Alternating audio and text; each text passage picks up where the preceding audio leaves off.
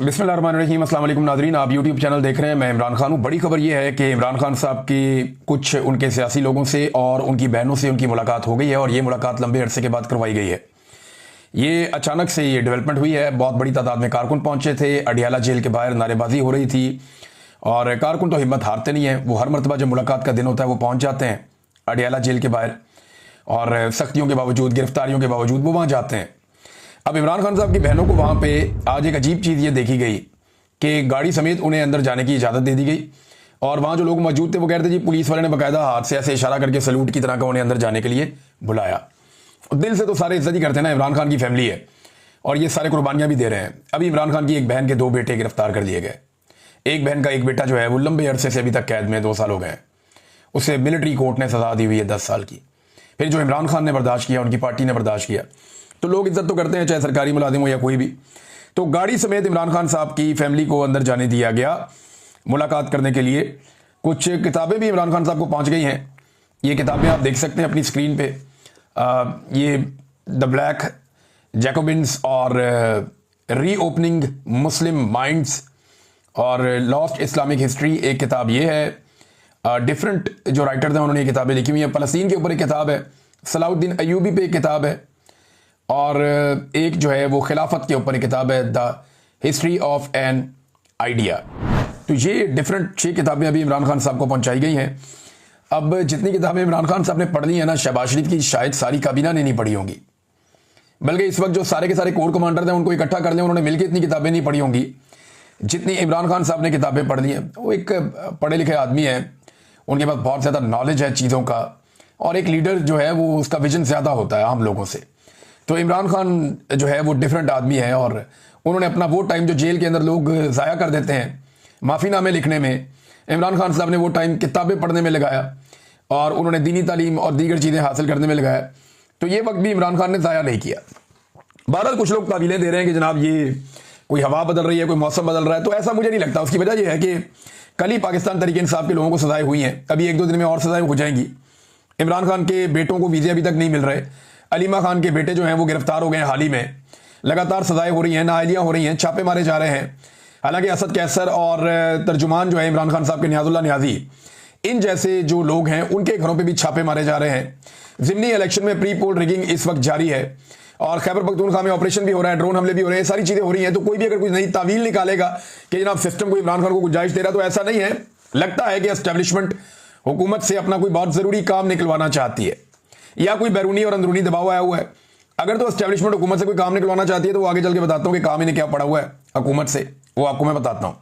लेकिन पहले जरा सुन लें कि इमरान खान साहब ने क्या कहा जेल के अंदर से। सलमान अकरम राजा साहब जो मिले तो उन्होंने कहा जी इमरान खान साहब से आज 3 माह के बाद एक मुलाकात हुई है। उन्होंने कहा माशाल्लाह वो हशाश बशाश हैं, उनका एक फौलादी आज़म है इमरान खान साहब का। ताहम बुशरा बीबी को पहुंचाई गई तकलीफ के हवाले से इमरान खान साहब इंतहाई इस्तराब में थे, मुस्तरब थे, परेशान थे। बुशरा बीबी ने बताया कि उनकी कोठरी में बारिश का पानी रसने की वजह से उन्हें करंट लगा है और यानी हबस जो है वो बहुत शदीद है। और साथ ही उन्होंने ये बताया सलमान अकरम राजा साहब ने कि मैंने अपना इस्तीफ़ा इमरान खान साहब को पेश किया तो इमरान खान साहब ने मेरा इस्तीफ़ा मंजूर नहीं किया। साथ ही एक चीज़ और है कि महमूद खान अचकज़ई साहब ही अपोजिशन लीडर होंगे, इमरान खान साहब ने यह भी तय कर दिया।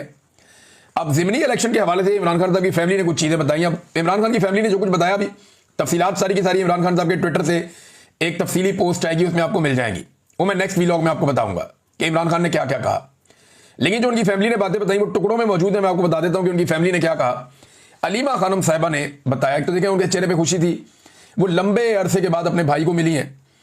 हालांकि उनके 2 बेटे इस वक्त रिमांड के ऊपर पुलिस को दिए गए हैं अदालत की जानिब से और जिस तरह उन्हें गैर कानूनी तरीके से अगवा किया गया, गिरफ्तार किया गया, वो भी सबके सामने है।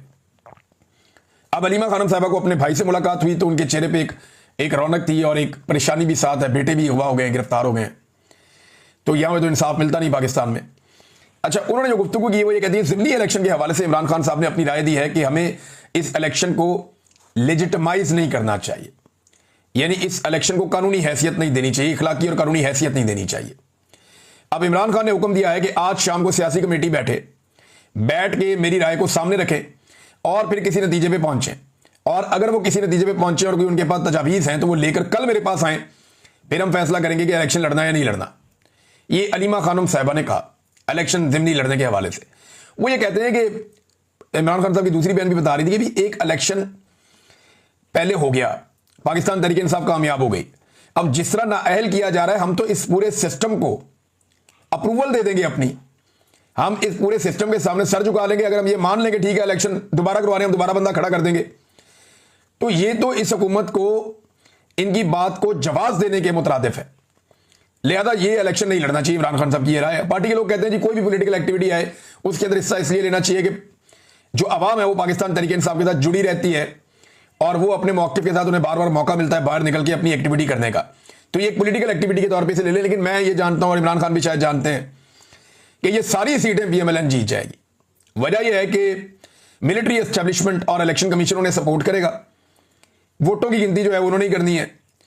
अगर एक के मुकाबले में 100 वोट भी बढ़ेंगे ना पाकिस्तान तहरीक इंसाफ को, फिर भी पाकिस्तान तहरीक इंसाफ हार जाएगी। ये पढ़ी लिखी बात है। और कल ये बात ख्वाजा आसिफ ने भी की है कि भाई सियासत करनी है तो माफी मांगो, नहीं तो सियासत कोई नहीं है।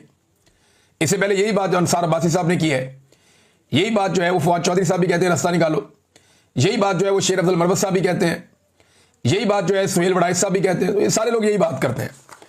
अच्छा, उन्होंने कहा जी कि सजेशन है तो मेरे पास वापस आए फिर मैं फैसला करूंगा। इमरान खान साहब ने यह कहा ज़िमनी इलेक्शन के हवाले से।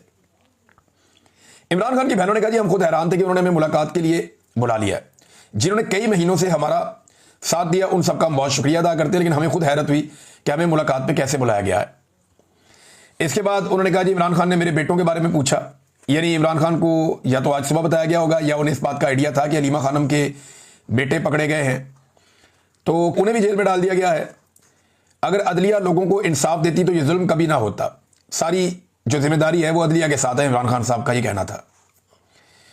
और साथ ही इमरान खान साहब ने एक बहुत बड़ा हुक्म जारी किया, यानी इसको मैं कहूँ कि सबसे बड़ी खबर है तो ये गलत नहीं होगा। इमरान खान साहब ने कहा कि पाकिस्तान तहरीक इंसाफ कौमी असम्बली की तमाम कमेटियों से फौरी तौर पे मुस्ताफ़ी होकर कमेटियों से बाहर निकल जाए। ये एक बड़ा फैसला है, पाकिस्तान तहरीक इंसाफ के लिए एक सख्त फैसला है। और इमरान खान साहब ने जेल से बैठकर इस बात का अंदाजा लगाया कि कमेटियों में रहने का कोई फायदा नहीं।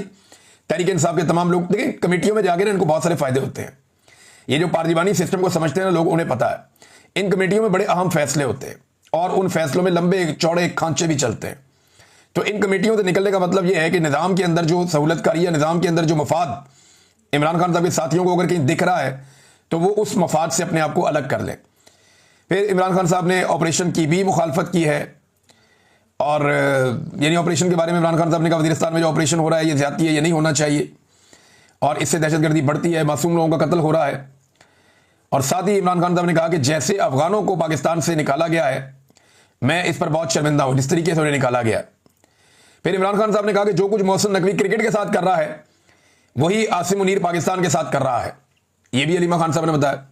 अब देखिए क्रिकेट तो पूरी तरह तबाह हो गई, पाकिस्तान आखिरी नंबर पे चला गया, पाकिस्तान की मईशत भी पूरी तरह तबाह हो गई, पाकिस्तान में अमन व अमान भी तबाह हो गया, पाकिस्तान में जो है वो इकदार जो सियासी थी वो भी तबाह हो गई, पाकिस्तान में जमहूरियत और इंसानी हकूक भी तबाह हो गए, बेशुमार चीज़ें। तो इतना डिटेल में तो नहीं, लेकिन इमरान खान साहब ने कहा कि सादा उन्होंने ये किया कि जो कुछ मोहसिन नकवी पाकिस्तान की क्रिकेट के साथ कर रहा है वही आसिम मुनीर पाकिस्तान के साथ कर रहा है, ये भी हलीमा खान साहब ने पैगाम दिया। और जजेस के हवाले से इमरान खान साहब ने कहा कि अगर जजेस का ज़मीर होता तो पाकिस्तान में जुल्म ना होता, अगर इन्हें पता होता कि अल्लाह को जवाब देना है तो ये फस्तायत ना होती। इमरान खान साहब की सेहत के बारे में उनकी बहनों ने कहा जी उनकी सेहत ठीक है, बस एक आंख में उनके कोई मसला नज़र आ रहा था कि वो सुर्ख हो रही थी, तो चेकअप के लिए अदालत में हम दरख्वास्त दायर करेंगे कि इमरान खान साहब का चेकअप किया जाए। ये है नाज़रीन बात। और इसमें एक और ख़बर भी है साथ में, शाहिद खटक साहब मौजूद थे तो उन्होंने साफियों ने उनसे पूछा शाहिद खटक साहब से, वैसे उनकी भी मुलाकात होनी चाहिए इमरान खान साहब से, बड़े लंबे अरसे से वो कोशिश कर रहे हैं कि उनकी इमरान खान साहब से मुलाकात हो, करवाई नहीं जा रही। शाहिद खटक साहब ने बताया क्योंकि उन्होंने स्टेटमेंट दिया हुआ था शेर अफजल मरवत के खिलाफ, तो साफियों ने उनसे फिर सवाल कर लिया। उन्होंने कहा जी मुझे तो उसने ऑडियो मैसेज किया है शेर अफजल मरवत ने, वार्निंग वाला कि मैं आपसे लड़ना नहीं चाहता। तो उसने कहा जी मैं भी शेर अफजल से लड़ना नहीं चाहता, मगर इमरान खान और उसकी फैमिली के खिलाफ बोलने वालों को मुंह तोड़ जवाब जरूर मिलेगा। अगर वो इमरान खान का पैगाम लाए तो ये इनसे बर्दाश्त क्यों नहीं होता, वो अंदर जाती हैं सिर्फ इमरान खान का पैगाम लाती हैं, उनका सियासत से कोई ताल्लुक नहीं है, तो ये बर्दाश्त क्यों नहीं कर सकते इस बात को। तो जो भी इमरान खान की फैमिली के ऊपर हमला करेगा उसे मुंह तोड़ जवाब मिलेगा, ये शाहिद खटक ने कहा। और ये पैगाम एक्चुअली जो है वो शेर अफजल मरवत के बारे में है और उन्होंने ये बताया भी कि शेर अफजल मरवत ने उनसे रब्ता किया था। अब आ जाए नाज़रीन वो मामला जिस पे एस्टेब्लिशमेंट को हुकूमत से एक काम पड़ गया। और वो जो एस्टेब्लिशमेंट को हुकूमत से काम पड़ गया है, वो काम क्या है, ज़रा पहले आप ये देखें जो खबरें छपवाई गई हैं या जो खबरें चलवाई गई हैं। इसमें दुनिया न्यूज़ के ऊपर ये खबर चलवाई गई और पेपर के अंदर भी ये खबर छपवाई गई। कहा तो गया कि ये हुकूमती ज़राए से हैं, लेकिन अब ये जो हुकूमती ज़राए हैं वो आप सब अच्छी तरह जानते हैं कि ये कौन से हुकूमती ज़राए हैं जो इस तरह की खबरें देते हैं। रोज़नामा दुनिया ने भी ये खबर दी है, फिर ये चलाई भी गई है दुनिया पे। अब वो ये कहते हैं हुकूमती ज़राए के हवाले से उन्होंने वजाहती एक रिपोर्ट जारी की है कि एक अहम नुक्ता है कि ये जो अपॉइंटमेंट हुई है आर्मी चीफ की आज से 2.5 साल पौने 3 साल पहले, अब ये जो कानून साजी की गई कि जो सर्विसेज चीफ्स हैं, जिनके अंदर एयरफोर्स का चीफ, जिसके अंदर बहरिया का चीफ, जिसके अंदर आर्मी चीफ, इनकी मुद्दत मुलाजमत को 2024 में बढ़ा के कर दिया गया था। कितना? 3 से 5 साल, 2 साल मजीद बढ़ा दिया गया था कि अब ये 5 साल तक नौकरी करेंगे। लेकिन क्योंकि ये कानून 2024 में आया और 2025 में आर्मी चीफ रिटायर हो रहे थे, तो क्या इसका इतलाक पिछले आर्मी चीफ पे होगा या नए पे होगा? अब कानूनी नुकता एक ये है कि इसके लिए एक नया नोटिफिकेशन चाहिए। वो जो नया नोटिफिकेशन चाहिए उसके बगैर ये हो नहीं सकता। अब मे भी ये दबाव नए नोटिफिकेशन के लिए हो, लेकिन सेम टाइम में ये खबरें भी चलवाई जा रही हैं कि जनाब किसी नोटिफिकेशन की जरूरत नहीं है। ये खबरें हुकूमत को भी नहीं चला रही मेरे ख्याल में। ये खबरें मिलिट्री एस्टेब्लिशमेंट की मर्जी के बगैर चलती भी नहीं है। ये लोग बड़े हसास होते हैं। मैंने एक दफा सीनियरिटी लिस्ट दे दी थी कि कौन कौन सा जर्नल आने वाला चीफ हो सकता है, तो मुझे ISPR से फोन आ गया था कि नहीं आपकी लिस्ट ठीक नहीं है, आप ये चीज ठीक करें, अब बल्कि आप इसको डिलीट कर दें। मैं कि मैं नहीं करता। तो ये मुझे अच्छी तरह याद है। तो ये बड़े हसास होते हैं इन मामलात में, ये खबर चलने भी नहीं देते इस तरह की। और ये खबर GHQ की मर्जी के बगैर सवाल ही पैदा नहीं होता कि ये खबर दुनिया ने लगाई हो। तो अब वो ये बता रहे हैं कि नोटिफिकेशन जो हुकूमत ने जो कानून साजी कर दी है उसके बाद किसी नोटिफिकेशन की जरूरत नहीं है। अब यही जो मौजूदा लोग हैं या आर्मी चीफ हैं खासतौर पे, ये इनकी मुद्दत मुलाजमत 2027 तक चली गई हुई है, उनका ये कहना है, ये उनका दावा है। अब ये दावा कितना दुरुस्त है ये तो आने वाले दिनों में पता लगेगा। सारे अपने अपने दावे कर रहे हैं। बहरहाल ये खबर तो चलवा दी गई पाकिस्तान के मीडिया पे और आने वाले दिनों में शायद ये और ज्यादा भी चलेगी। 18वीं तरमीम पे पूरा टारगेट किया जा रहा है पाकिस्तान की मिलिट्री एस्टेब्लिशमेंट की जानिब से और इस पे मुबाहिसे करवाए जा रहे हैं और ज्यादातर इसमें इस्तेमाल किया जा रहा है दुनिया मीडिया ग्रुप को। दुनिया मीडिया ग्रुप जो है वो चाहे नए सूबों का बनाना हो, क्योंकि मुस्तफा कमाल साहब ने यह भी कंफर्म किया कि नए सूबों की बात सबसे पहले जो है वो भी इस हालिया जो बहस छिड़ी है उसमें ये आर्मी चीफ ने ताजरों के सामने की थी। कराची में जब वो मिले थे वहां पे कहीं पे, तो ताजरों के सामने जब उन्होंने ये गुफ्तगू की थी, ये उसमें उन्होंने क्लेम किया मुस्तफा कमाल साहब ने कि आर्मी चीफ की जो ताजरों से बातचीत हुई उसमें कहीं उन्होंने ये बात की थी आर्मी चीफ ने कि छोटे सूबे और नए सूबे बनाए जाएं।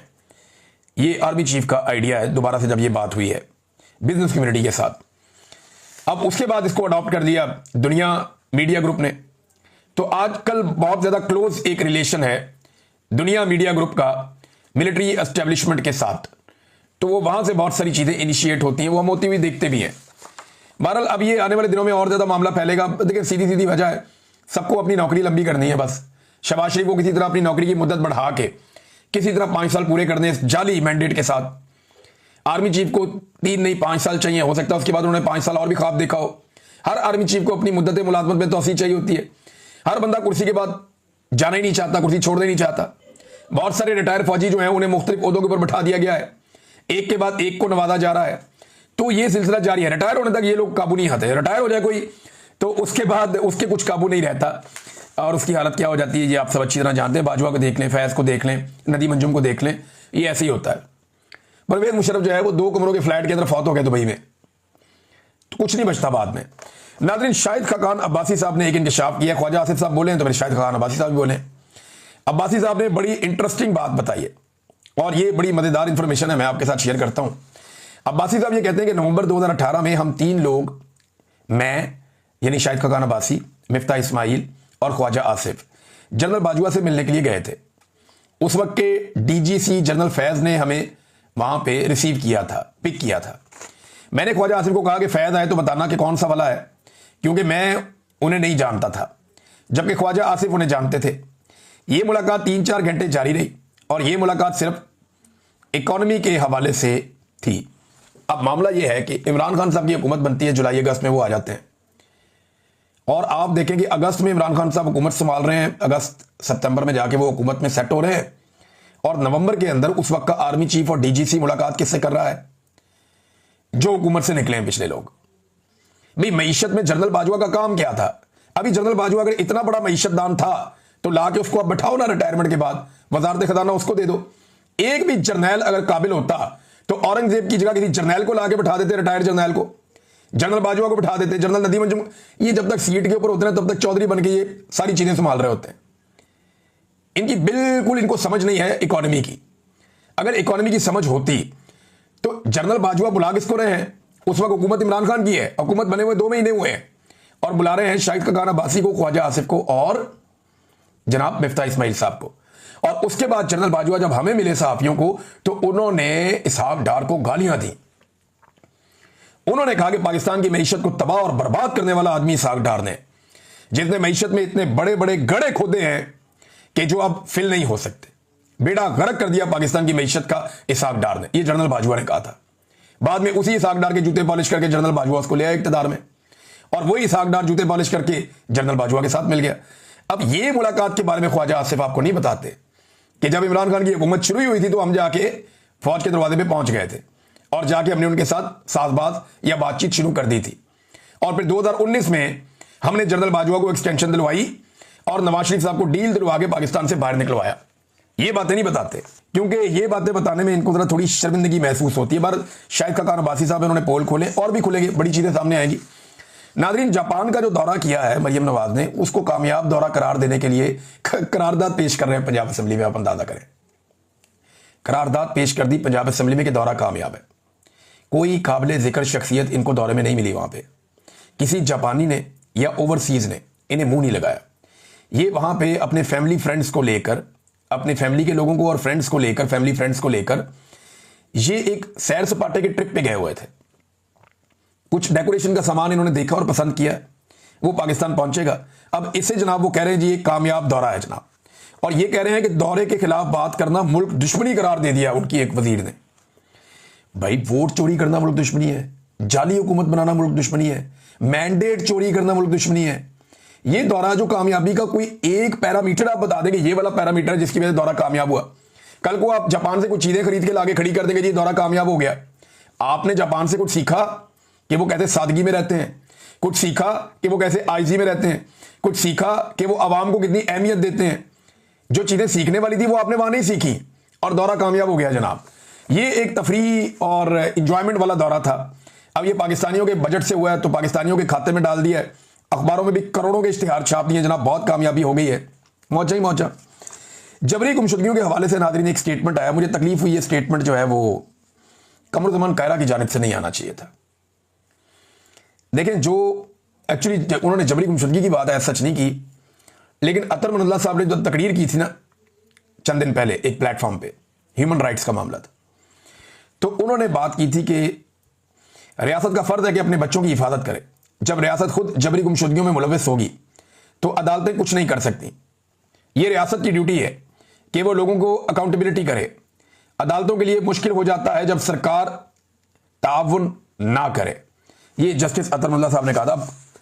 इस पे जनाब जबरी गुमशुदगियों पे जस्टिस अतर मनल्ला बात कर रहे हैं और कमरुज़्ज़मान कायरा जैसे सियासी वर्कर वो ये स्टेटमेंट दे रहे हैं कि जस्टिस अतर मनल्ला आईनी और कानूनी बातें करें, अगर सियासत करनी है तो फिर सियासत के मैदान में आकर करें। उसको उठा के काजी फायद ईसा को ये लोग ले गए थे कौमी असेंबली में, वो सियासत नहीं थी। काजी फायद ईसा हर दूसरे दिन कहीं ना कहीं तकरीर में तकरीर करते थे, वो सियासत नहीं थी। इनके मफाद में कोई जज बात करे, गैर आईनी गैर कानूनी बात करे तो ये सर पे उठा लेते हैं। जो जज जबरी गुमशुदगी के खिलाफ बात करें कहते हैं सियासत कर रहा है। भाई जबरी गुमशुदगी एक अदालती और आईनी मामला है, इंसानी हुकूक का मामला है। अगर अदालतें नहीं देखेगी तो कौन देखेगा? कमरुज़्ज़मान कायरा साहब, आपको या आपकी फैमिली में किसी को जबरी तौर पे लापता कर दिया जाए ना तो फिर आपको ये बातें याद आएंगी अतर मनल्ला साहब की। देखें, ये बात कायरा साहब आपको समझनी पड़ेगी। जबरी तौर पे लापता या हम होंगे या आप होंगे या आम पाकिस्तानी होंगे। जो लोग करते हैं वो जबरी तौर पे लापता नहीं होंगे। लिहाजा ये अदालतें जब भी बचाएंगी या हमें बचाएंगी या आपको बचाएंगी या आम पाकिस्तानियों को बचाएंगी। जब भी कोई जज इंसानी हकूक की बात करेगा उसका फायदा या हमें होगा या आपको होगा या आम पाकिस्तानियों को होगा। नुकसान हमेशा मिलिट्री एस्टेब्लिशमेंट का होगा। और आज आप मिलिट्री एस्टेब्लिशमेंट की ढाल बने हुए हैं, कल को जब ये हथियार आप पे चलेगा ना तो फिर आप बुलबुला उठेंगे। और हम ये स्टेटमेंट निकाल के उस वक्त आपको दिखाएंगे तो कितनी शर्मिंदगी होगी।